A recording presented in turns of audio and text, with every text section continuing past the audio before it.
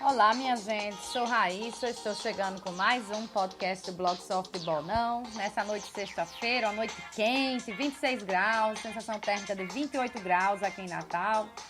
Previsão de chuva só aí de madrugada, amanhã algumas pancadinhas de chuva também, nada demais. Tudo indica que o domingo vai ser muito bom, dá para aproveitar bastante. Bom, hoje com esse tema mais uma hora, menos uma hora mais, uma hora menos... eu até tenho feito essa contagem regressiva aí para a virada do ano, mas pelo menos inicialmente esse tema não tem nada a ver com isso. Na verdade, a semana passada eu vi um texto muito interessante falando sobre o Daylight Saving Time. Não era um texto, era uma reportagem mesmo, no Miami Herald, que é nada mais, nada menos do que o horário de verão que a gente tem aqui no Brasil, só que lá nos Estados Unidos. Lá eles chamam de Daylight Saving Time, algo como salvar, né, poupar, não gastar a luz do dia, né, para você aproveitar ao máximo ali a luz do dia.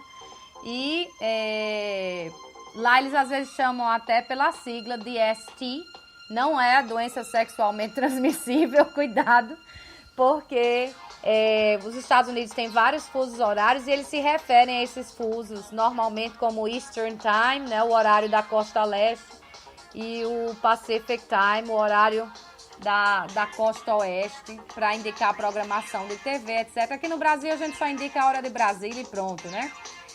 Bom, e o que tem a ver então? Porque o horário de verão nosso começou em 15 de outubro, né, e vai até 18 de fevereiro. O deles acabou, tinha começado em 12 de março e foi aqui até o dia 5 de novembro, como eu disse, no último domingo. Mas vejam bem, qual é a diferença, né? Enquanto aqui a gente choraminga muito, porque vai começar o horário de verão e a gente vai perder uma hora de sono, né? Vai ficar mais difícil levantar na segunda-feira, etc.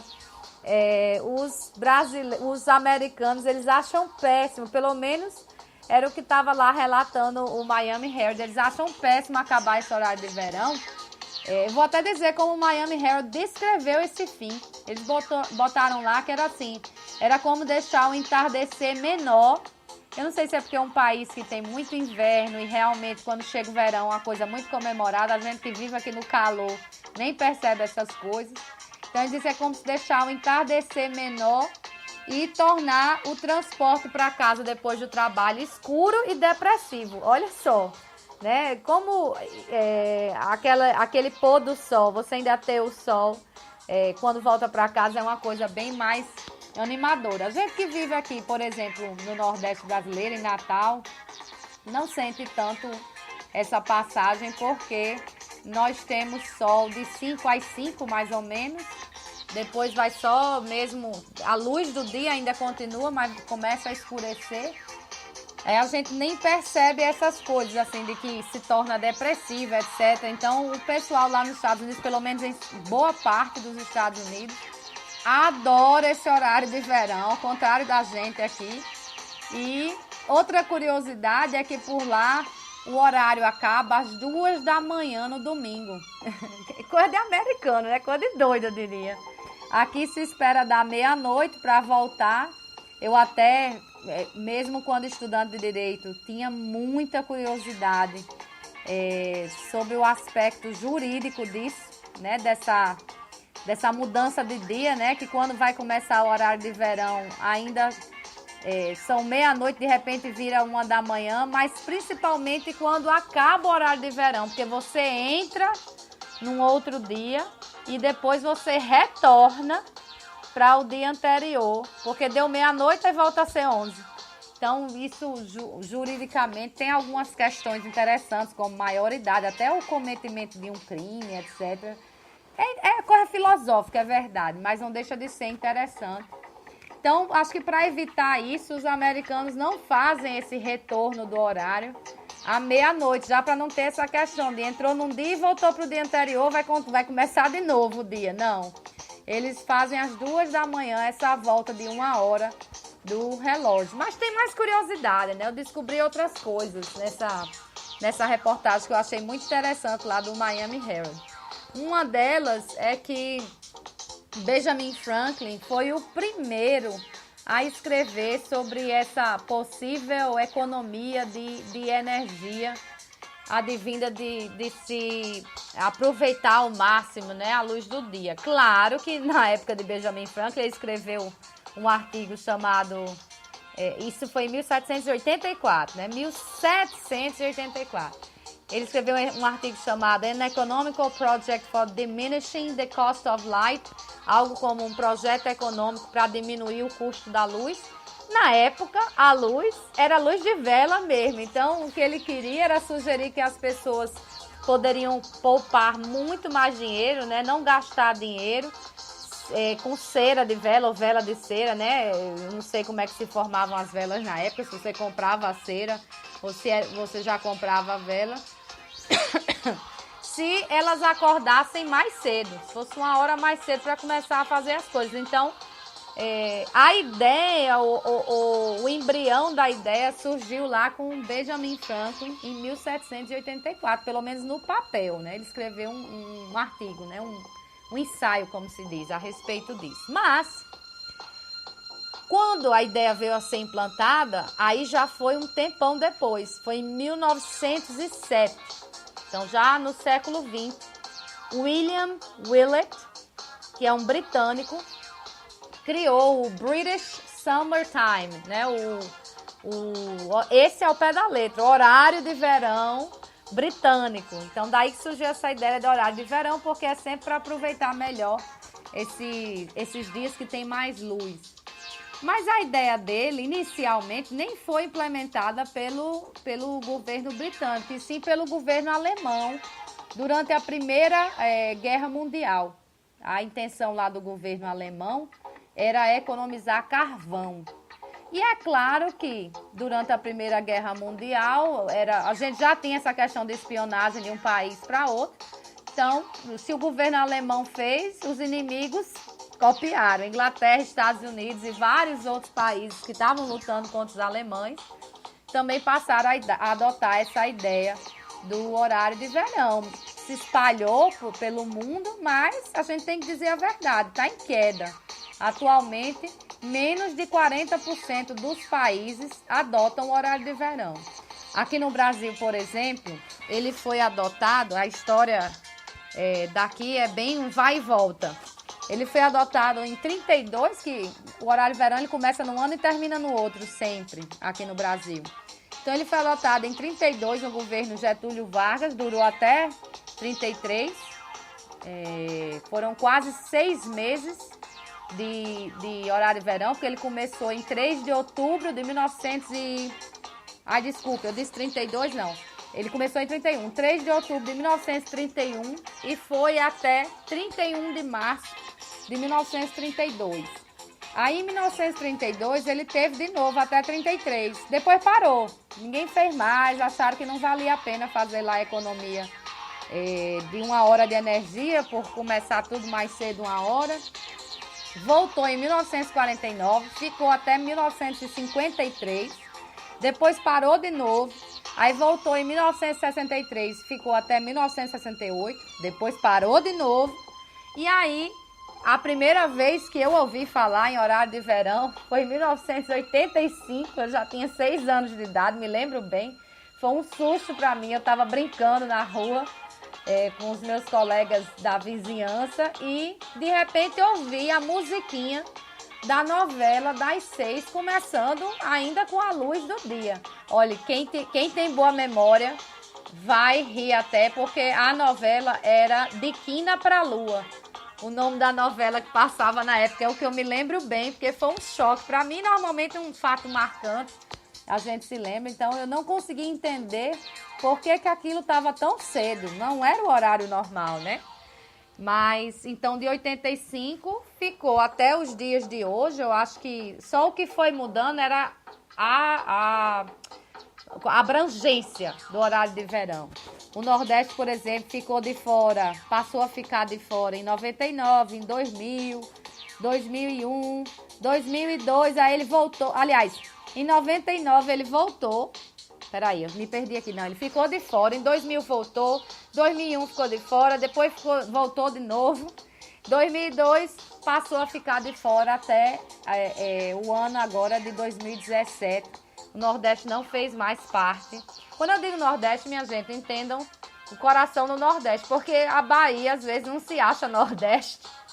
Quem não é da área jurídica nem sabe disso. Mas, por exemplo, o Tribunal Regional Federal, que atende o maior número de estados do Nordeste, é o da 5ª região. A Bahia não aceita ser submetida, por exemplo, a Pernambuco, porque a sede do tribunal é lá. Então, a Bahia preferiu se juntar ao Tribunal do Distrito Federal. Né? Então, olha só que coisa. Então, às vezes, Bahia não faz parte do Nordeste, por isso que eu digo assim, Nordeste, mas entendam, em alguns desses períodos que eu disse que o Nordeste ficou de fora, a Bahia fez parte do horário de verão.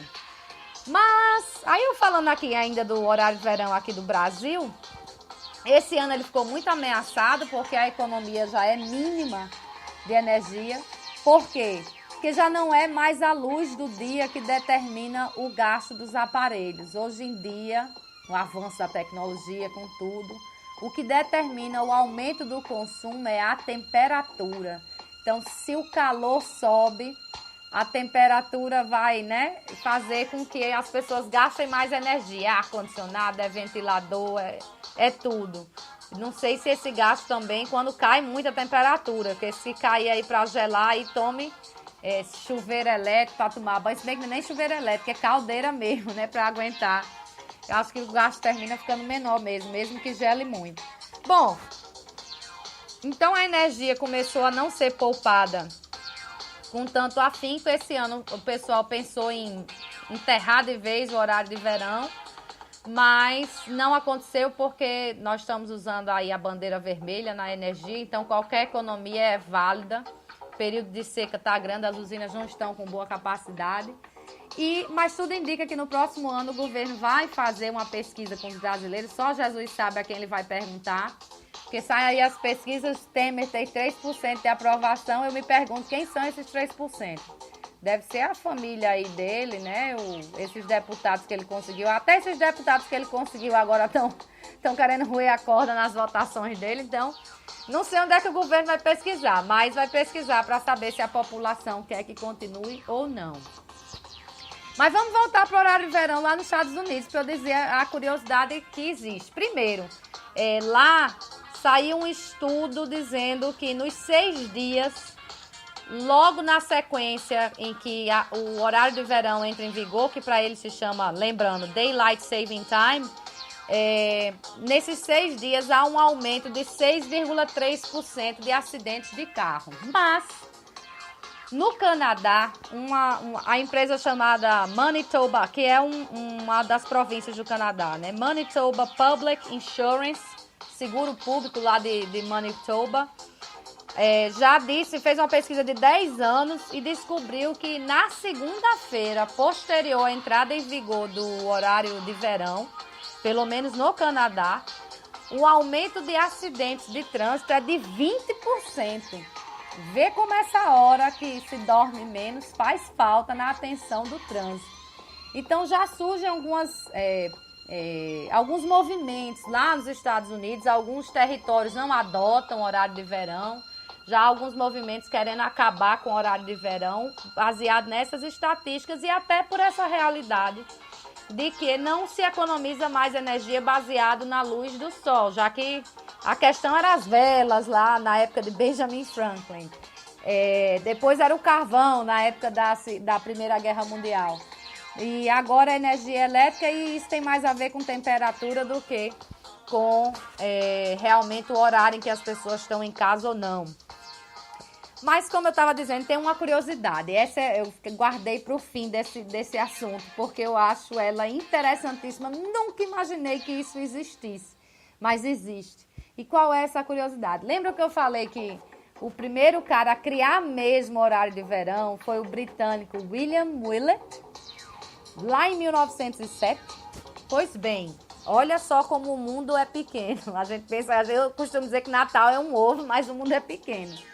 William Willett é o que se chama em inglês de great-great-grandfather, que trazendo para o português é o trisavô. Outra polêmica aqui, deixa eu abrir um parênteses.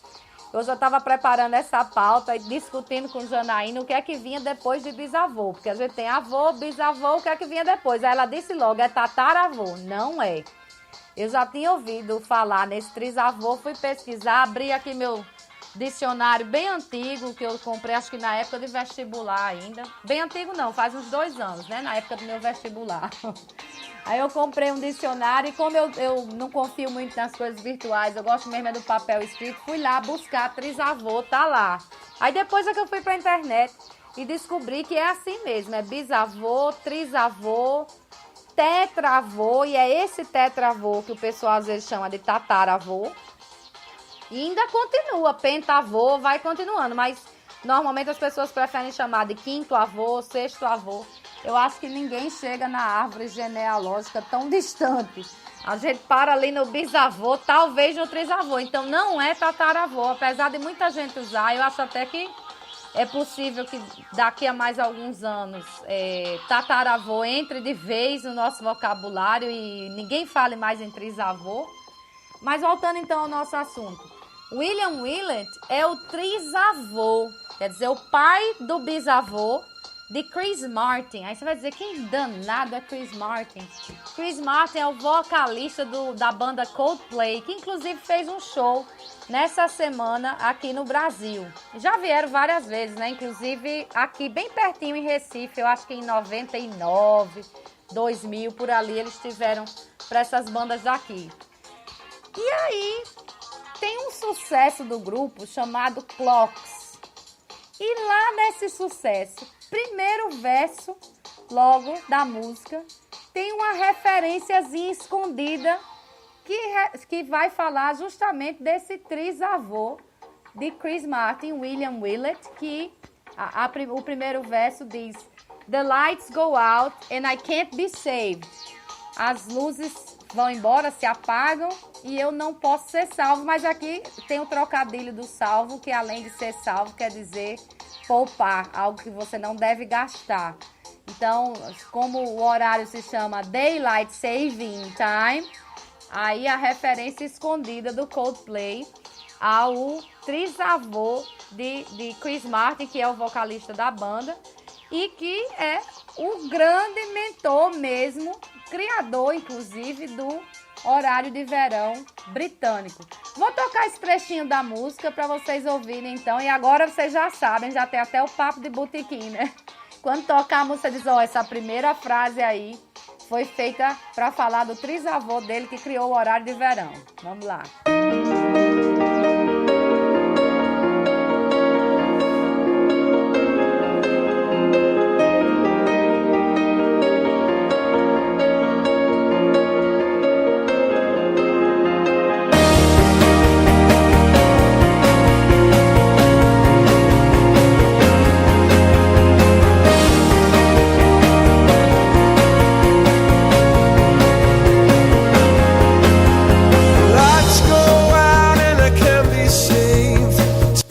Escutaram? The lights go out and I can't be saved. Pois essa é a referência, então, de Chris Martin ao trisavô dele, criador do horário de verão. Bom, vamos deixar, então, o horário de verão do lado. Aliás, antes de eu deixar ele de lado, me lembrei de outra coisa. Eu nunca havia pensado no horário de verão como o fato da gente perder 1 hora de sono. Até porque o horário de verão acaba, eu imagino que a gente imaginava que a gente recebia essa hora de novo. Até o dia que eu conversei com um britânico, olha a coincidência. Ele era um professor de inglês, o nome dele era Robert, a gente chamava de Bob. E aí eu estava comentando com ele que não sabia que tinha para as bandas de lá o horário de verão na época. E aí eu conversando com ele, disse, amanhã, aliás, amanhã, que era o sábado, né? Começa o horário de verão. Aqui a gente tem que adiantar o relógio, não sei o quê. Ele diz, pois é, vão tirar da gente 1 hora de sono. Eu disse, como assim tirar 1 hora? Não devolve o filho? Não. Se o horário volta ao normal, eles não devolvem a hora. Só devolve se eles, na verdade mandassem a gente atrasar o relógio 2 horas. A gente só atrasa 1. Então volta ao normal. Aquela hora ninguém lhe devolve mais. Fiquei com isso na cabeça. E depois que eu vi essas pesquisas mostrando aí o aumento de acidentes, logo depois que o horário de verão entra em vigor nos Estados Unidos e no Canadá. Não tem os números aqui no Brasil. Então, a gente já fica realmente de orelha em pé. É verdade, o horário de verão nos rouba 1 hora de sono. Mas deixa eu dizer outra coisa também. Apesar do Nordeste não entrar no horário de verão, aqui a costa leste mesmo do Nordeste, que é essa que começa aqui no Rio Grande do Norte, essa costa leste, o horário normal, natural dela seria o horário de verão.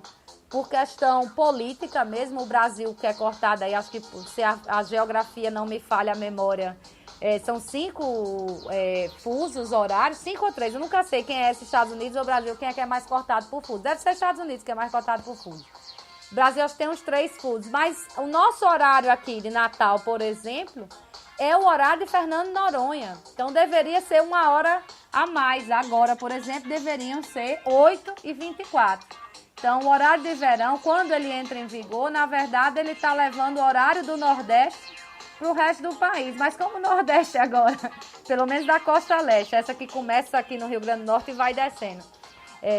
Mas como o Nordeste não entra nesse horário de verão, então leva o horário do Nordeste, mas o Nordeste fica aí no horário do Sudeste, eu acho, porque fica atrasado ainda. Então, o ideal nosso era que fosse sempre, não só no verão, 1 hora a mais para a gente ter o sol no céu mais tempo, né? Todo mundo que vem a Natal estranha muito que às 4h30 para 5 da manhã já tem luz, o sol já nasce às 5h10, se põe às 5h10, quando dá 5h30 já tá tudo ficando escuro.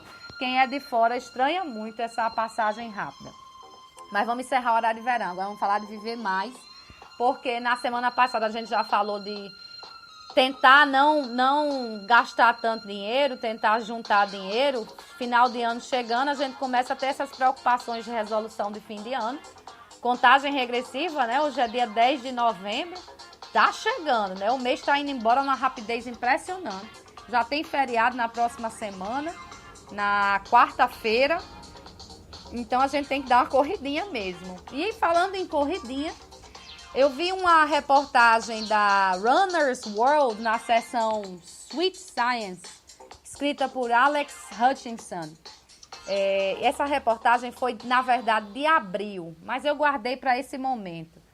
5 de abril ele escreveu lá uma história de que 1 hora de corrida nos garante 7 horas a mais de vida. Já pensou? Corre 1 hora, ganha 7 horas de vida extra. Parece videogame, mas é assim. Isso foi um estudo de um pesquisador chamado Doug Cho Lee, que é da Iowa State University, a Universidade Estadual de Iowa, e de um cardiologista lá de Nova Orleans chamado Carl Lovey. E esse estudo foi publicado na revista Progress in Cardiovascular Disease, o progresso nas doenças cardiovasculares. E eles fizeram um estudo com 55 mil pessoas. Eu nem vou entrar muito nos números, que é coisa para deixar a pessoa doida. Eu fiz um resuminho para a gente tentar entender essa relação. Eles saíram avaliando tudo que pode ser risco de morte prematura para uma pessoa. E aí eles saíram avaliando se esses riscos não existissem, quanto a gente evitaria de morte prematura lá nos grupos que avaliaram. Então, por exemplo, se todos os fumantes parassem de fumar, a gente teria 11% a menos de mortes prematuras. Se todo mundo que tivesse sobrepeso, obesidade, conseguisse baixar o seu índice de massa corporal para menos de 25, nós evitaríamos 8% de mortes prematuras. Se todo mundo que tem pressão alta conseguisse manter a pressão sempre ali num nível ótimo, nós teríamos 15% a menos. Mas, se o povo que não corre passasse a correr, a gente conseguiria evitar 16% de mortes prematuras. Então, veja que não correr, na verdade, era o maior fator de risco, maior do que fumar, maior do que ter um IMC maior do que 25, maior do que ter pressão alta, quase empatado ali com a pressão alta. E eles saíram fazendo isso, dividindo os grupos em 4 tipos de pessoas. Eles botaram corredores e não corredores, e se dentre esses corredores e não corredores havia os que eram ativos e inativos. Eles consideravam ativos os que faziam outras atividades físicas além da corrida, né? Então, você é um corredor, corre, claro. E se é considerado ativo é porque faz outra atividade física.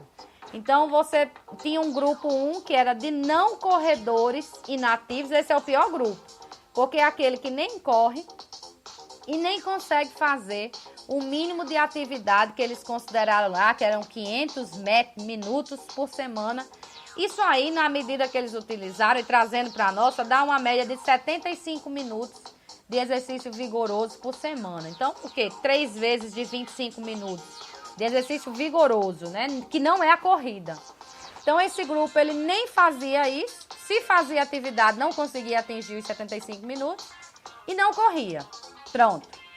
O grupo 2 era de corredores, corriam, mas eles eram inativos. Não faziam outras atividades ou quando as faziam, não chegavam nesse limite lá mínimo de 75 minutos de exercício vigoroso. O terceiro grupo era de não corredores ativos. Não corriam, mas faziam atividade física vigorosa nesse limite mínimo ou até mais do que isso, de 75 minutos por semana. E o último grupo é o grupo ideal, o grupo dos sonhos, corredores ativos.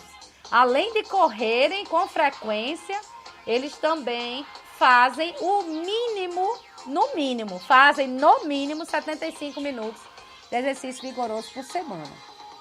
E aí eles saíram medindo eles criaram um negócio que eles chamam de razão perigosa.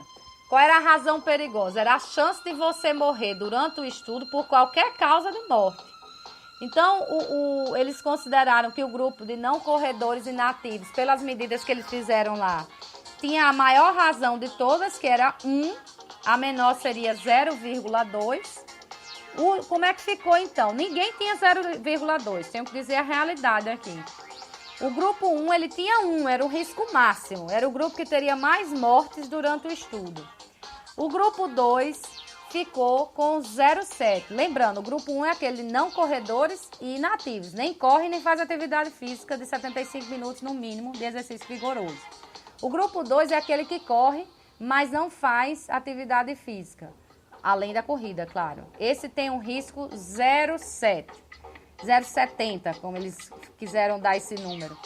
O terceiro grupo, que é aquele que não corre, mas faz atividade vigorosa, né? Ele tinha um risco de 0,88. Vejam, o risco de quem não corre, mas faz atividade vigorosa é maior do que daquele que corre, mas não faz atividade vigorosa.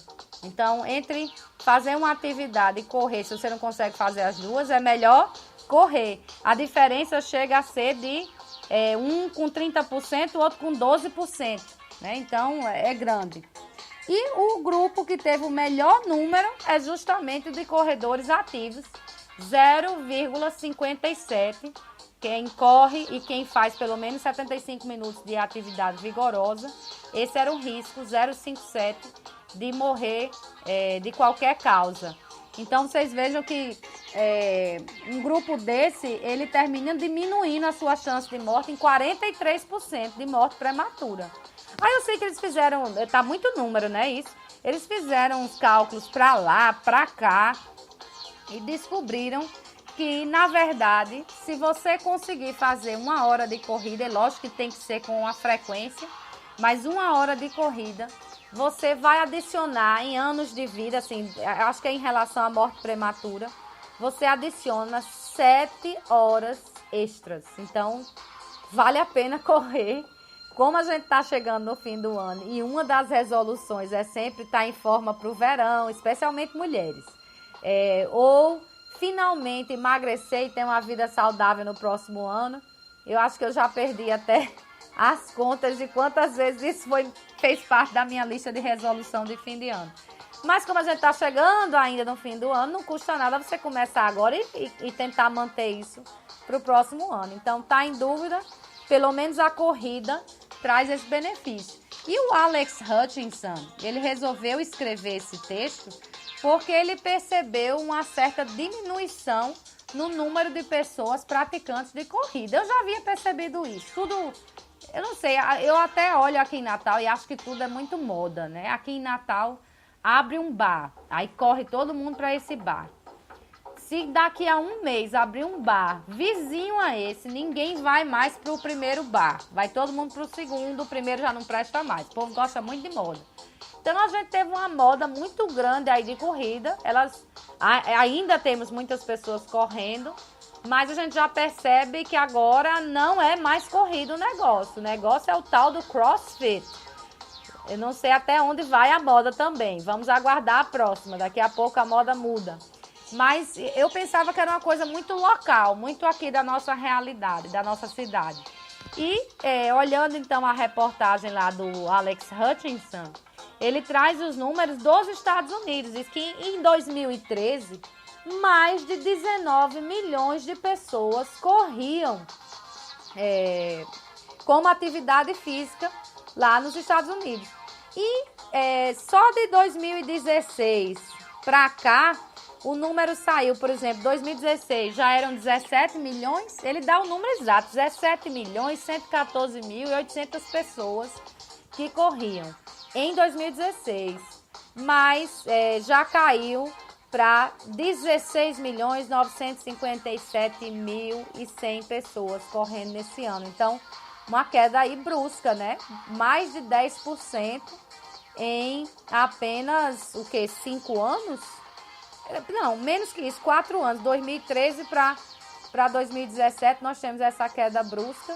E aí ele ficou preocupado porque ele disse que começou essa onda de exercício muito forte, corrida, é perigoso, não sei o quê.